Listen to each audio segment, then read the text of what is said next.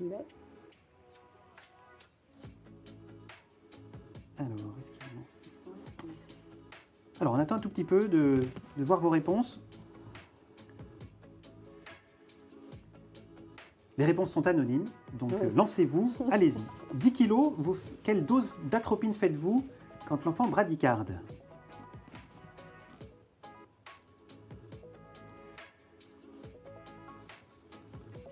Ok. Alors, réponse ? Alors, l'atropine, c'est 20 gamma kilo. Chez un enfant de 10 kilos, ça fait 200 gamma, ça fait 0,2 mg. On va y revenir, mais 30% simplement ont indiqué la bonne réponse. La majorité, 60%, c'était 0,1 mg. Bah Bon, oui, mais bon. première enseignement. Deuxième Alors, sondage. deuxième sondage. Alors là, encore plus rapidement, vous répondez parce que l'enfant est en arrêt cardiaque, il fait 10 kilos, vous devez lui faire de l'adrénaline intraveineuse. Quelle dose faites-vous ?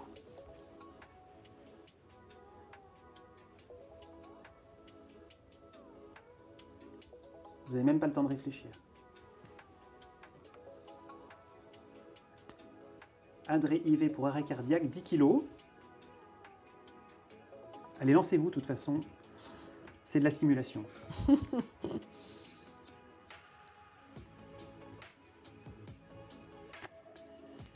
Alors, la bonne réponse, 0,1 mg. Là, on a 70% qui avaient donné la bonne réponse. Bravo. 20% avaient donné le double, 0,2. Alors là, on est à 10 gamma kilo, 10 kilos, 100 gamma, 0,1 mg. Alors c'est un peu, j'étais un peu perverse là. Je suis passée des microgrammes au milligramme, mais il faut savoir qu'il faut être capable de jongler. Dans l'urgence, on a des capacités de discrimination qui sont quand même limitées, tout le monde. Et puis on verra tout à l'heure les propositions là un peu plus claires. Le troisième et dernier proposition, vous devez intuber l'enfant avec de la cellocurine intramusculaire. Vous n'avez pas encore eu le temps de poser une voie veineuse périphérique, 10 kg. Quelle dose faites-vous en intramusculaire pour la succinylcholine ? Vous vous doutez que ça doit être dans le laryngospasme. Voilà, bravo. On va y revenir. Quelle dose, encore une fois, intramusculaire, hein, vous n'avez pas eu le temps de poser la voie veineuse périphérique.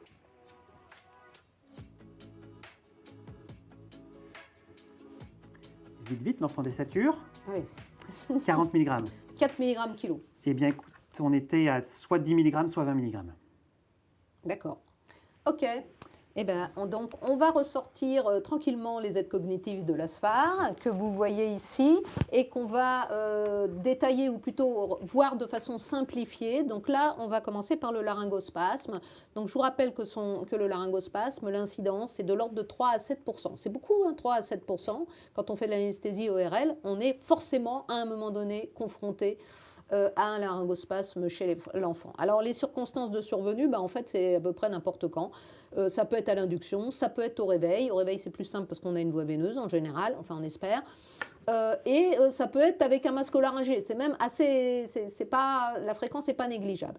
Le diagnostic du laryngospasme, il est avant tout clinique. Vous savez tous reconnaître un laryngospasme. C'est l'enfant qui va faire un effort inspiratoire et qui va faire un bruit bizarre du genre voilà. Et donc c'est facile de le diagnostiquer. Les facteurs favorisants, on les connaît, là aussi, hyperréactivité, on l'a vu et revu. Et puis l'anesthésie insuffisante. Ça, c'est un facteur important. Qu'est-ce qu'on fait dans ces cas-là ? Eh bien, on commence par mettre l'enfant en 100% d'oxygène, on appelle à l'aide, on arrête la stimulation parce que, évidemment, sur une anesthésie insuffisante, ça va majorer la réactivité laryngée. On va ouvrir les voies aériennes. Alors, ouvrir les voies aériennes, ça veut dire quoi ? Ça veut dire aller placer son doigt où il y a le point rouge et remonter la mandibule pour ouvrir. Et en fait, quand on fait cette manœuvre de façon correcte, il y a un mécanisme sur les aryténoïdes qui les ouvre légèrement. Donc si on le fait bien. Et puis avec cette manœuvre, on va ventiler en pression positive, on va essayer de passer en force. Et surtout, on va se préoccuper de la voie veineuse. Alors, si on a de la chance, on aura déjà posé la voie veineuse. Donc là, les choses seront déjà plus faciles. Dans ces cas-là, eh bien, avec la voie veineuse, c'est relativement plus simple puisqu'on va approfondir l'anesthésie avec du propofol, 1 à 2 mg kilo, toujours pareil. Par contre, si on n'a pas la chance d'avoir eu le temps de mettre la voie veineuse, les choses se compliquent. Donc là, en fait, on cherche, soit on réveille l'enfant, c'est-à-dire vous êtes au début de l'induction. et vous sentez que vous pouvez arriver à le réveiller, mais de toute façon, il va falloir quand même qu'il respire. Donc, soit toujours pareil, vous êtes toujours en train de le ventiler, d'essayer de le ventiler en pression positive, et puis s'il commence à désaturer de façon prononcée, d'une part, vous allez injecter de l'atropine à la dose de, comme on l'a vu, 20 gamma kilo. Ça, c'est indispensable. Non pas que ça va traiter le laryngospasme, mais ça va vous donner un intervalle de temps, un laps de temps supplémentaire avant l'arrêt cardiaque, si vous n'arrivez pas à corriger la désaturation, l'hypoxémie. Mais ce que vous allez pouvoir faire et préparer rapidement, c'est la succinylcholine que vous pouvez administrer en intraosseux si vous avez eu le temps de mettre l'intraosseuse, ou bien en intramusculaire, donc à la dose dont on a parlé, 4 mg kg. Il faut savoir quand même que ça sauve des vies. C'est où l'intramusculaire chez l'enfant? J'attendais cette question. Alors moi, j'aime bien dans la langue. Ah. Parce que c'est un organe hyper innervé et les Américains font ça. Et c'est assez efficace. Sinon, vous pouvez le faire dans le bras, vous pouvez le faire dans la cuisse, etc. Mais dans la langue, c'est quand même, ça marche très bien. Voilà. Ensuite, donc vous avez fait, vous n'avez pas réussi. J'ai une question, oui. Puisqu'on est sur ce sujet. Oui. C'est le meilleur site IM pour l'urgence en ACR, reste-t-il la langue? Voilà, exactement. Atropine et adrénaline? Alors, non, mais là, l'atropine, moi, je mettrais surtout l'adré, là. Si on en est, c'est-à-dire que si vous en êtes là si vous en êtes à évoquer la succinylcholine dans la langue, ok, vous pouvez faire de l'atropine, mais le plus important, c'est la succinylcholine, et puis c'est préparer l'adré pour passer à l'adré, parce que si vous n'arrivez pas à l'intuber suffisamment rapidement, en fait, ça va très vite. Hein. Chez un enfant de 2 ans, qui va, mettons, un enfant qui va être en plus enrhumé, comme vous avez vu tout à l'heure, vous n'avez pas beaucoup de temps pour l'oxygéner. Heureusement quand même, parce que là le scénario est dramatique, mais heureusement on arrive souvent à les ventiler en force quand même.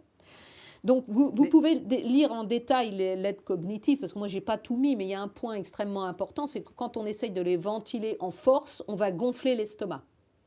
Et à ce moment-là, vous devez passer par un moment où vous allez vider l'estomac, c'est un peu compliqué quand même. Hein. Donc, mais dans la séquence catastrophiste, oui. où l'enfant bradycarde, oui. on n'a pas encore réussi à poser de voie veineuse périphérique, on a éventuellement peut-être réussi à l'intuber avec la cellocurine dans la langue. Si on doit passer de l'adrénaline... Non, mais si on l'a intubé, il n'y a plus de souci. Et si on ne l'a pas intubé, on en est là, il est en arrêt pas intubé. Alors, s'il est en arrêt pas intubé, c'est adrénaline, hein, massage cardiaque, adrénaline. Alors, oui, absolument, vous pouvez le mettre dans la langue, vous pouvez le mettre... Alors, classiquement, il y avait, c'est plus dans les aides cognitives, mais l'adrénaline intratrachéale, ça peut aussi se faire. Il faut savoir que ce n'est pas écrit, mais c'est 10 fois la dose. L'adrénaline intratrachéale, mais il faut encore avoir la sonde d'intubation en place, et si vous avez la sonde d'intubation en place, vous n'avez pas besoin d'adrénaline, il suffit de le réoxygéner, il va repartir tout seul. Donc finalement, c'est pas adéquat. Mais oui, vous pouvez le faire en intramusculaire, c'est pas terrible, mais bon, on fait ce qu'on peut. Hein. Voilà, donc c'est quand même... Alors heureusement, les laryngospasmes, c'est fréquent, hein, 3 à 7%, et la plupart du temps, on arrive à les résoudre quand même... sans drame, sans arrêt cardiaque, hein, bien heureusement. C'est quand même la cause la plus fréquente d'arrêt cardiaque au bloc opératoire, le laryngospasme. Mais qui récupère très bien. À partir du moment où on a réussi à l'intuber. Voilà. Alors, il ne faut pas que ça dure trop longtemps, quand même. D'abord parce que s'il est hypoxique longtemps, il peut y avoir des lésions cérébrales. Et puis, il va falloir faire attention quand même au réveil de cet enfant, parce que vous avez des complications potentielles possibles après le laryngospasme. La plus connue, et qui n'est pas rare, parce que nous, on en voit de temps en temps, c'est l'œdème, ce qu'on appelle l'œdème pulmonaire à vacuo. C'est quoi ? C'est un enfant qui a essayé de respirer sur une glotte fermée. Il a donc créé une grande dépression intrathoracique, et ça a aspiré, et ça crée un transsudat qui va dans les alvéoles, et ça crée un tableau d'œdème pulmonaire. Ça se résout très bien avec un petit peu de pression positive en post-opératoire, ou voire un petit peu de l'Azilix, mais ça nécessite une surveillance.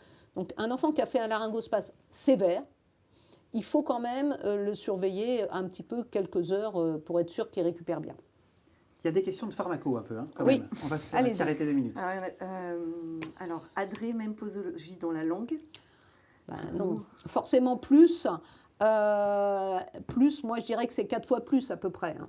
Mais alors là on tombe dans le rare ah oui, on tombe dans le rare. Mais de toute façon, dans ces conditions-là, vous pouvez aussi titrer, c'est-à-dire que vous commencez par faire 10, puis 10, etc. C'est comme ça concrètement que ça se passe. Hein. Voilà, mais d'emblée, vous pouvez faire plus que 10 gamma kilo, ça c'est sûr. Je mettrais, oui, c'est ça, 30 ou 40 gamma kilo. C'est ça. Et donc on a dit par contre 10 fois plus en intratrachéal. Oui, ça c'est la dose, oui. Et puis on revoit bien là sur la diapositive, mais de toute façon, j'allais dire tout. Non, ces recommandations-là, elles sont sur les aides cognitives, elles sont sur la RPP.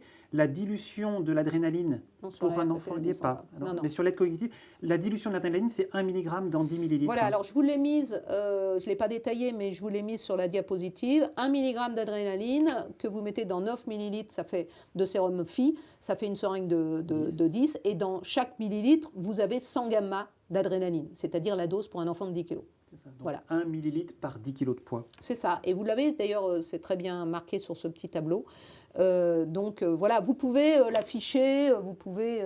Voilà. Manifestement, ça semble intéressant parce que, et c'est bien sûr pas une critique, chers collègues, mais quand on voit l'hétérogénéité des réponses pour les doses tout à l'heure, pour une activité dont on n'a pas une aussi grande habitude qu'un centre spécialisé, et pour des complications qui restent rares, ça vaut le coup de les avoir vraiment à portée de main au bloc opératoire. Oui. Alors il y a ça, et puis il y a le fait de réviser souvent quand on fait de l'anesthésie pédiatrique, on se fait un petit quiz en se disant bon tiens, c'est combien la posologie, mais même nous on se le fait. Hein. Y a pas de la mémoire, c'est quelque chose de très particulier. Il faut la rappeler en permanence pour l'encoder correctement, sinon on l'oublie. Hein. C'est humain ça. Alors juste, beaucoup de questions, mais c'est plus des remarques. Mais manifestement, la langue, ça perturbe tout le monde. Ouais, bah oui, mais tu ne dois pas en faire souvent. Non. Voilà, donc c'est rare. Il n'y a pas longtemps, on en a fait une fois à Trosso. Voilà, les gens se posent la question, pas de risque de nécrose de langue s'il y a de l'adrénaline. Non, mais on n'en est pas là. Hein. Le problème, c'est qu'on est dans le laryngospasme sans voie veineuse, qui est quasi en arrêt cardiaque. Donc voilà, on est dans un ratio bénéfice-risque qui est vital, quoi.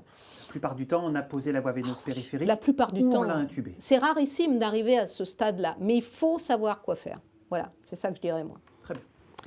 Alors, le laryngospasme, c'est une chose, mais il y en a une autre complication qui est moins fréquente quand même, c'est le bronchospasme. Donc vous voyez, l'incidence est plus faible, mais elle n'est pas négligeable. Alors souvent on dit c'est un bronchospasme, et puis après on peut avoir des doutes sur la réalité du bronchospasme. Bref, les conditions de survenue sont un peu différentes. D'abord, en règle générale, il s'agit d'un patient intubé. Donc on est quand même un peu plus à l'aise. C'est évidemment les patients qui sont asthmatiques ont une facilité à faire un bronchospasme, bien sûr. L'anaphylaxie, c'est une condition particulière dans laquelle on peut observer un bronchospasme.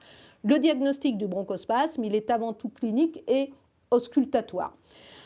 Les facteurs favorisants, là c'est amusant parce que les facteurs favorisants, en fait, c'est les mêmes que le laryngospasme. Hyperréactivité des voies aériennes supérieures et anesthésie insuffisante. C'est les mêmes facteurs.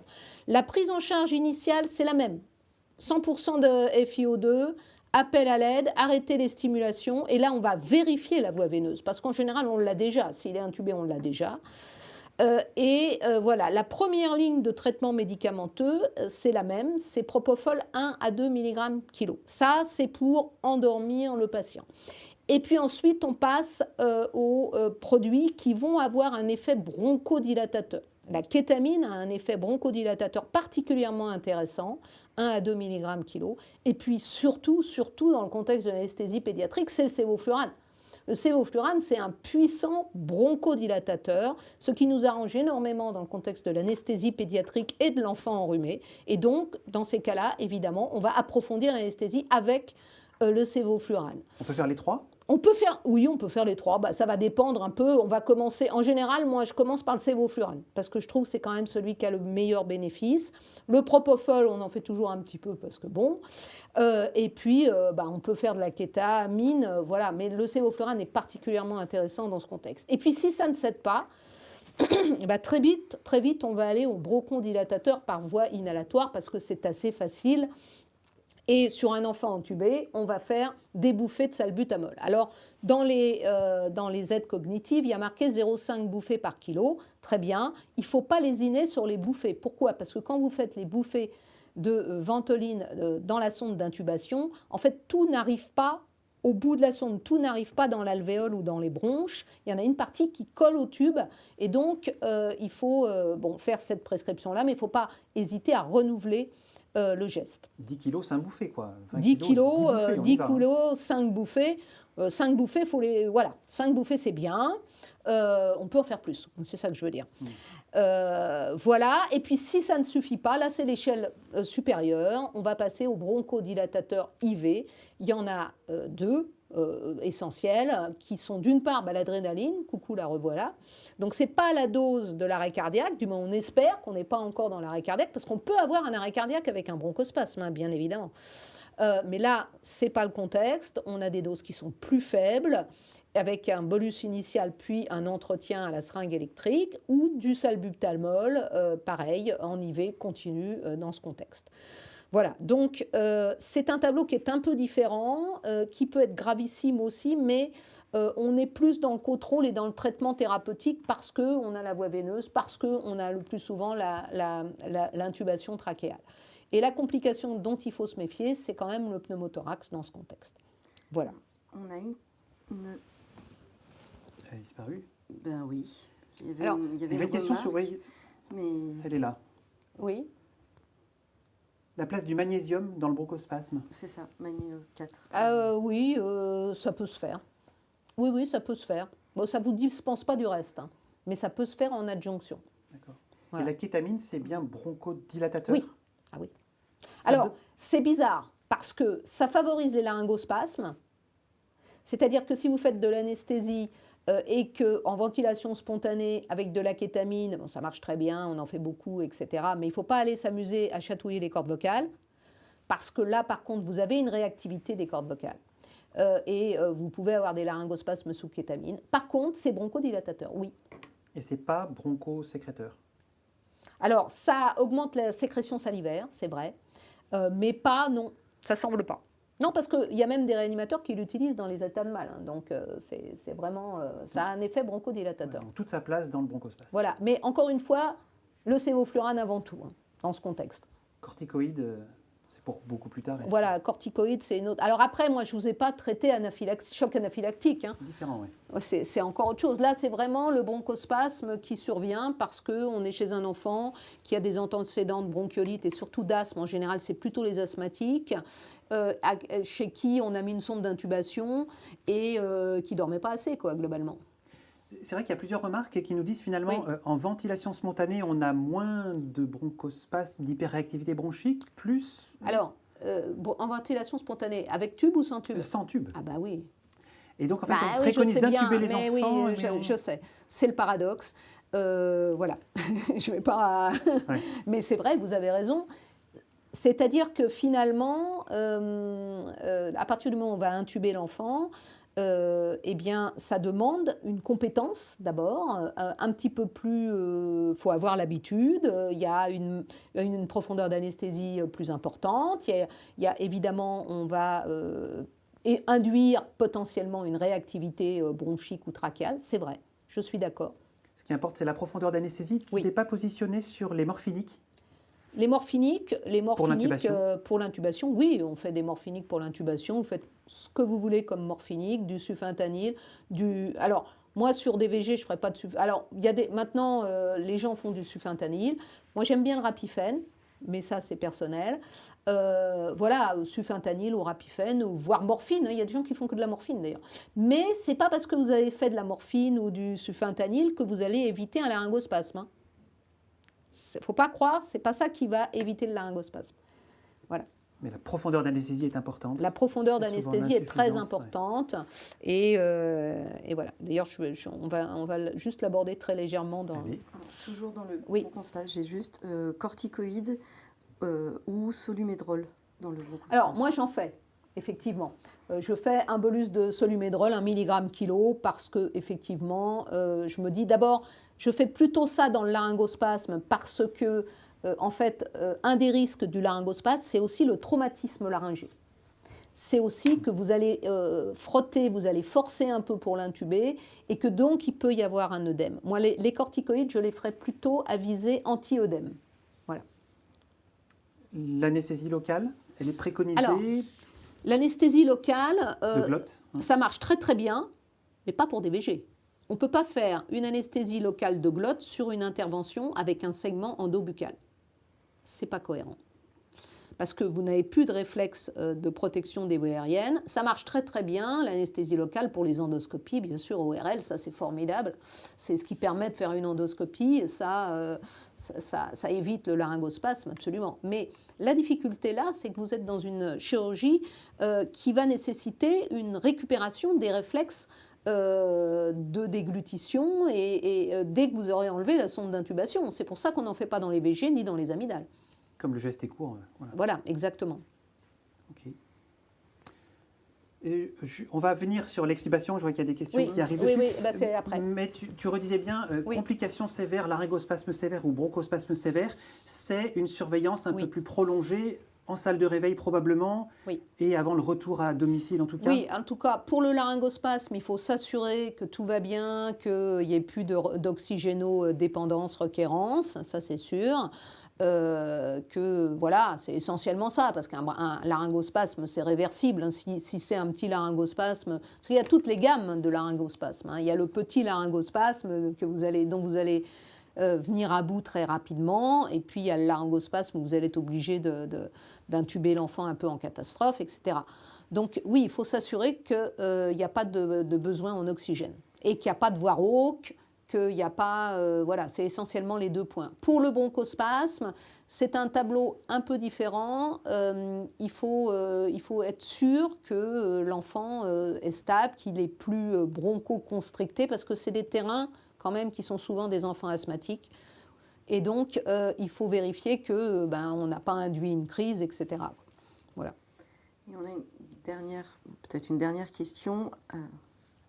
Qui disparaissent vite. Hein. Qui dit que je n'ai pas le temps de poser. Il y avait la question sur la posologie du rapifène à l'induction. 20 gamma-kilos. Alors après, vous pouvez faire que 10, c'est toujours pareil. Là, normalement, l'analgésie par le rapifène chez l'enfant, chez l'enfant, je pense que chez l'adulte, ça doit être pareil, c'est 20 gamma-kilos. Voilà, ça marche très très bien le rapifène. On voit qu'il est arrivé très vite puisque vous faites le rapifène, 1 minute après, la fréquence cardiaque perd 10 battements. Et là, vous savez que le rapifène est actif. Voilà. Et tu avais abordé dans le premier live qu'on peut revoir en replay la co-induction inhalatoire plus propofol. Absolument. Ça, c'est très fréquemment utilisé. Alors, on n'a pas eu le temps de l'aborder parce qu'en fait, c'est toute l'anesthésie pédiatrique qu'il faut aborder. Oui. Donc, la co-induction, c'est l'adjonction en fin d'induction par inhalation, donc de 1 à 2 mg kg de propofol. Et à ce moment-là, on n'oublie pas de baisser un peu le sévoflurane quand même, parce que sinon, on a une chute de tension. Voilà, mais ça marche très très bien. Ça donne des conditions d'intubation qui sont assez plus faciles qu'avec le sévoflurane seul.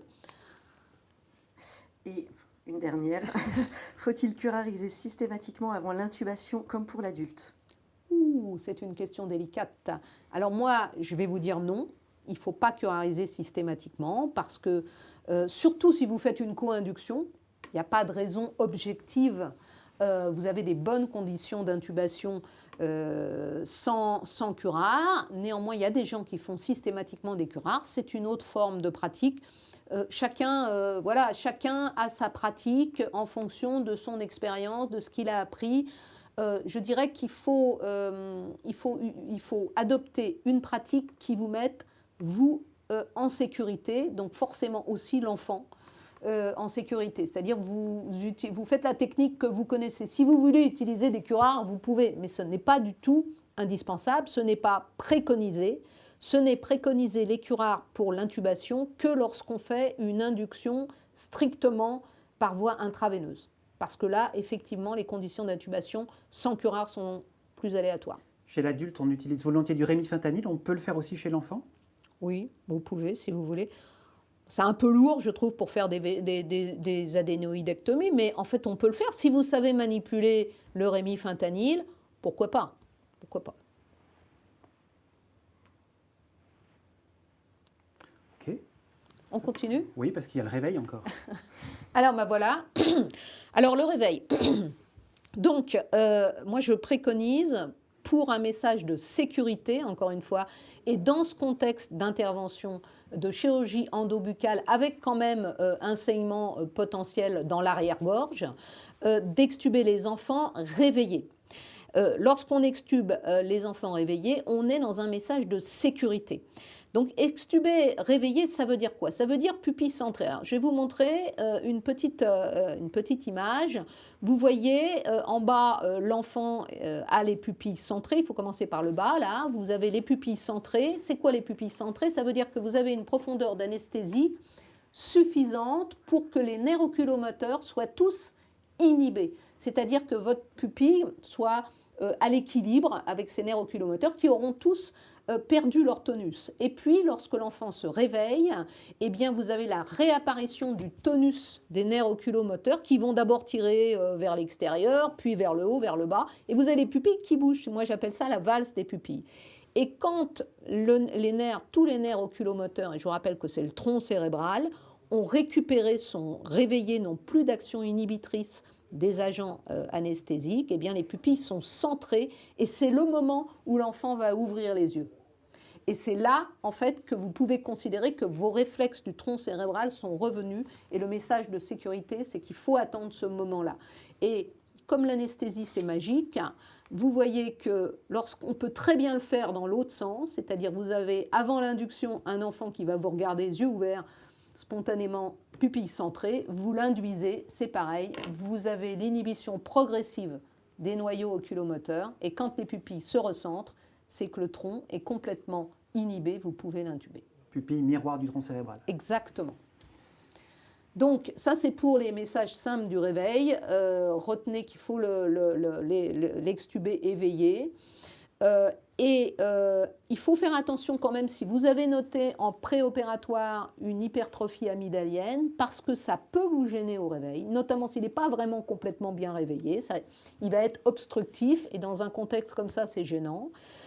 Les saignements, c'est très très rare. J'ai refait la biblio, c'est vraiment très très rare et ça ne nécessite pas de reprise chirurgicale, sauf pathologie de l'hémostase grave, etc. Et puis l'analgésie, elle est assez simple, elle est réalisée la plupart du temps par du paracétamol, et c'est avec du paracétamol qui rentre à la maison. C'est une douleur qui est beaucoup moins importante que celle de l'amygdalectomie et de la circoncision d'ailleurs, et finalement ça va très vite disparaître. Un enfant qui tousse sur sa sonde et qui n'ouvre pas les yeux, tu l'extubes pas? Non, je ne l'extube pas, j'attends quelques... Non, parce que le réflexe de la toux réapparaît bien avant... sérieusement avant l'ouverture des yeux et le réveil complet du tronc. Alors, encore une fois, si vous faites de l'anesthésie pédiatrique tous les jours, si vous êtes rodé à prendre en charge les complications, un éventuel laryngospasme derrière, parce que c'est ça qu'on risque en fait, vous pouvez tout faire. Mais si vous voulez des messages de sécurité, c'est extubation éveillée. Quand l'enfant ouvre les yeux spontanément. Après, il peut tousser et ouvrir les yeux. S'il tousse et qu'il ouvre les yeux, vous retirez le tube. Là, sur la diapo, mais on en a discuté juste avant l'émission, tu ne parles pas d'extubation sur table ou en salle de réveil? Et tu ne parles pas d'extuber avec quel équipage en personnel? Alors, moi, je ne vais pas aborder ça trop. Ce que je peux dire, c'est que c'est un moment à risque. Voilà. Vous avez bien compris que c'est quand même un moment où peuvent survenir des complications respiratoires. Alors, ça peut être juste une petite désaturation, etc. Mais ça peut être aussi un laryngospasme. Si les VG, le problème c'est que des fois ça coule un peu sur le mur postérieur du pharynx et ça va titiller les cordes vocales ou l'épiglotte et que donc ça c'est générateur de laryngospasme ou d'obstruction, etc. Donc pour moi ça reste une période délicate. Personnellement, mais je sais que ce n'est pas le cas dans beaucoup de structures. Nous, on extube en salle d'opération. On peut extuber n'importe où, ça dépend de la personne qui est présente et ça dépend de l'habitude de la personne qui va prendre en charge cette extubation. Voilà, c'est surtout ça qui est important. Il faut savoir quoi faire s'il y a un petit souci. Bon, c'est moins crucial que ce qu'on a vu tout à l'heure sur les aides cognitives parce qu'on a la voie veineuse. Donc, ma foi, si ça ne se passe pas bien, s'il y a un laryngospasme, on rendort légèrement l'enfant et puis on s'en sort assez facilement. Voilà, donc c'est quand même moins critique quand même qu'un laryngospace sans voie veineuse. Voilà.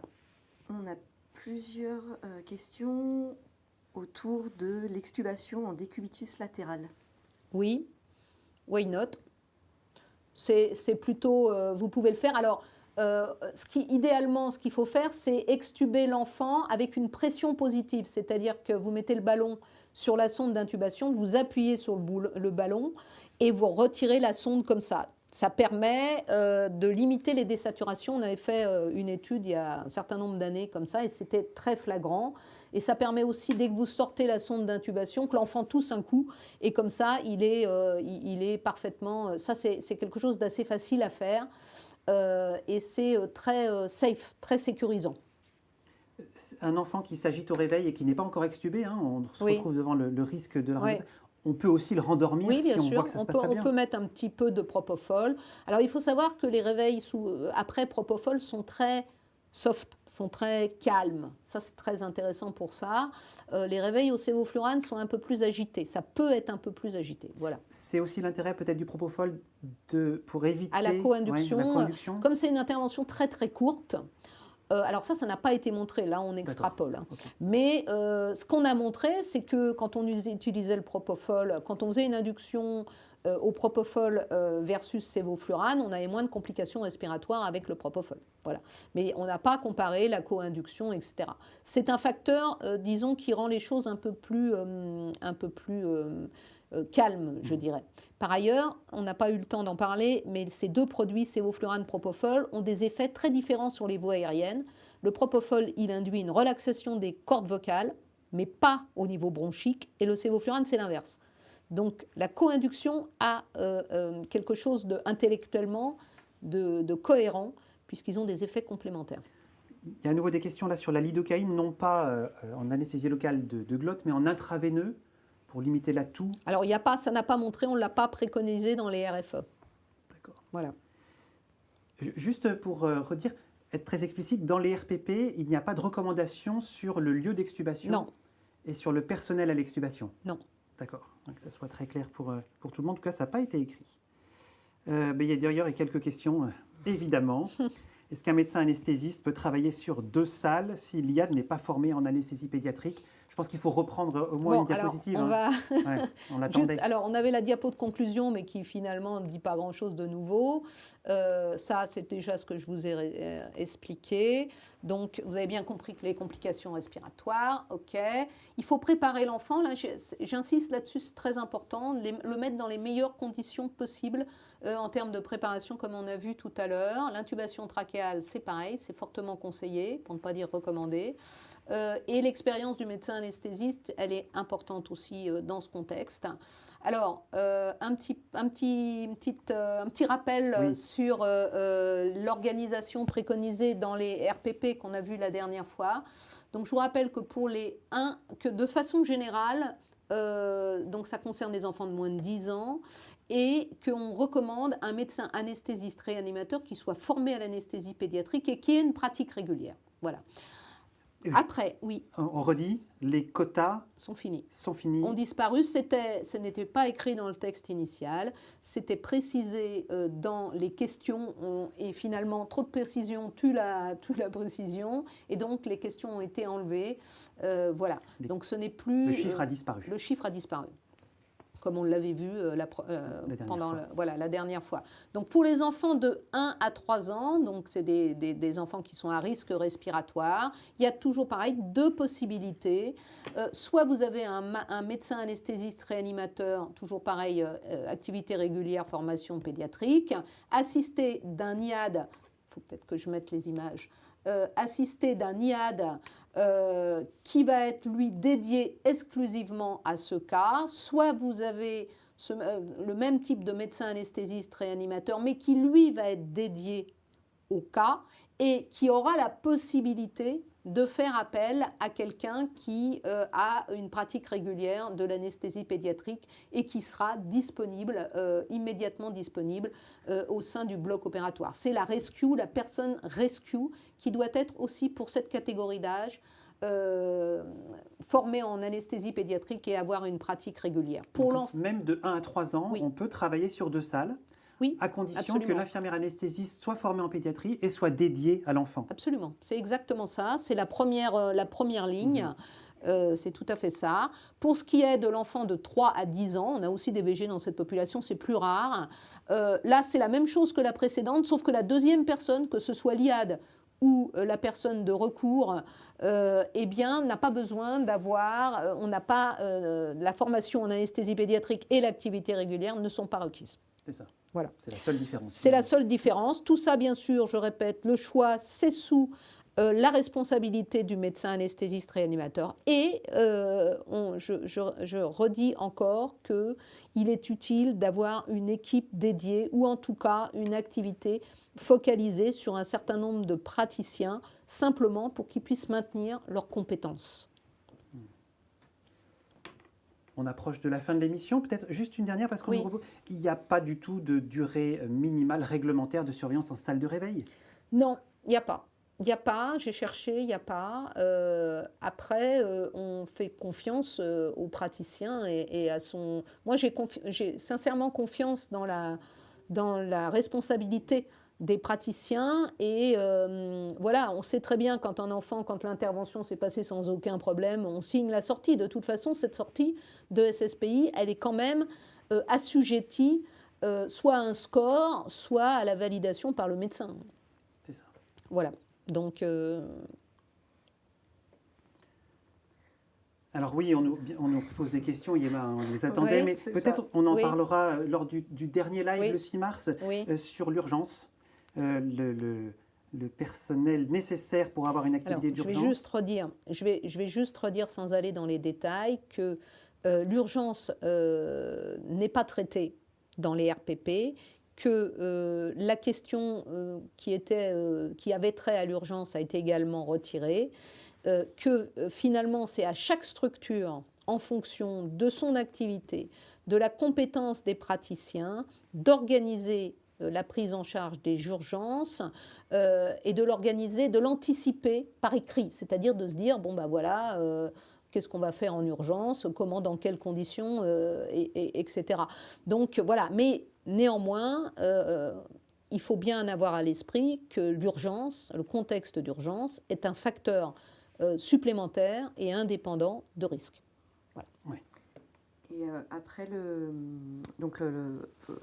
la disparition des quotas, on a plusieurs questions sur est-ce que sera définie une activité régulière ? Une activité régulière, c'est une activité régulière. Dans le texte, on a mis au moins une demi-journée hebdomadaire. Ça peut être, on a dit, ça peut être une journée tous les 15 jours, ça peut être, voilà. Après, vous allez me poser la question de l'âge. Donc oui, c'est tous les enfants jusqu'à 15 ans à peu près, ou jusqu'à 18 d'ailleurs. Donc on peut inclure tous les ados qui sont endormis, etc. Ce qui est important, c'est la notion de régularité. Et il faut savoir que cette notion de régularité, elle était déjà dans le SROS. Et dans le SROS, il y a marqué pratique hebdomadaire. Dans le SROS qui est paru en 2004. Donc là, c'était déjà le cas. Donc là, on a évidemment mis le flash, on a mis le projecteur sur un certain nombre de points du SROS, mais en fait, on a inventé très peu de choses, finalement. Très bien. On a fait, je crois, un bon survol du risque respiratoire. C'était le thème de ce soir. Donc, en redisant les points clés qui sont l'évaluation et éventuellement le report, la préparation avec un aérosol de salbutamol, l'anesthésie réalisée dans les conditions d'anesthésie pédiatrique d'aujourd'hui, et puis peut-être les aides cognitives de l'ASFAR à voir à proximité quand on ne connaît pas forcément très bien les posologies et les dilutions de médicaments, et puis la surveillance en salle de réveil nécessaire. Voilà, c'est les mots-clés. Absolument. Merci beaucoup, merci à tous de nous avoir suivis, merci Isabelle, merci Yema, merci Céline en régie. Je vous rappelle que vous recevrez un certificat qui participera à attester que vous vous formez en anesthésie pédiatrique et vous y retrouverez d'ailleurs le QR code qui vous permet de télécharger le diaporama d'Isabelle ce soir. Je vous rappelle la 3e et dernier live de la trilogie sur l'anesthésie pédiatrique qui aura lieu le mercredi 6 mars à 19h30 autour de la prise en charge de l'amidalectomie et de ses complications. La prise en charge de la douleur, l'hémorragie, la reprise en urgence et la problématique du transfert vers un centre de recours. Restez connectés encore quelques secondes. D'ailleurs, nous allons vous proposer un lien d'inscription direct pour faciliter. D'ici là, 2 autres lives peuvent vous intéresser. Le 15 février, un cas clinique d'expertise sur l'hémorragie du postpartum. Et le 22 février, un live assez attendu là aussi sur les nouvelles recommandations sur l'antibioprophylaxie. Le replay de nos émissions est bien sûr disponible sur le site Branchet Solutions à l'onglet ressources. Et vous pouvez également nous suivre sur Instagram, @branchet-tv. Bonne fin de soirée à tous.